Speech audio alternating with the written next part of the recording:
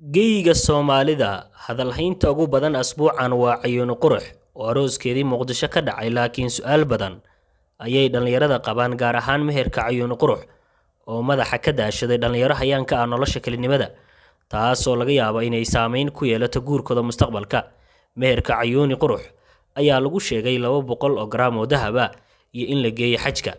Sidee u aragtaa meherka Cayuuni Qurux adoo ka cabiraya dhanka dhaqanka Soomaalida? Waa tuma Cayuuni Qurux xaggee ka soo hayaamay ninka guursaday Cayuuni Qurux? Dhaqanka Soomaalida qabiilada kala guursada isku xeer ma ahayn waayadii hore iyo haddaba, laakiin duni casri ah ayaa la taagan yahay. Si kastaba ha ahaatee, dhaqanka Soomaaliyeed doonista gabadhu waxay ahayd ninkii hanti haysta ama sida u taqaanid geel iyo ari ayaa aroosi jiray ama dadkiisa xoolo ka bixiyaan. Laakiin waayadan waxaasoo dhan way suuleen oo waxay isku bedeleen meherka inay gabadhu qaali ka dhigato, sababtana waxaa batay furiinkii. Tani waa Cayuuni Qurux oo ka mid ah haweenka ugu caansan baraha bulshada.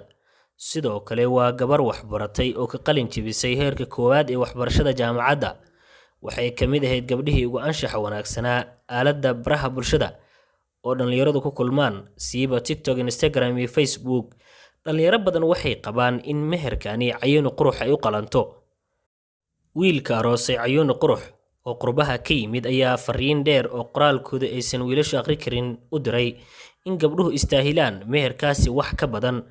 Balse dhalinyarada dalka ku nool, siiba Soomaaliya, waxay isku qanciyeen awalba gabari waa in xaaji lacag oo looga jeedo ninkii wax haysta ayay dabka la shitaan oo ay la muufaystaan. Haddaba daawade, sidee u aragtaa?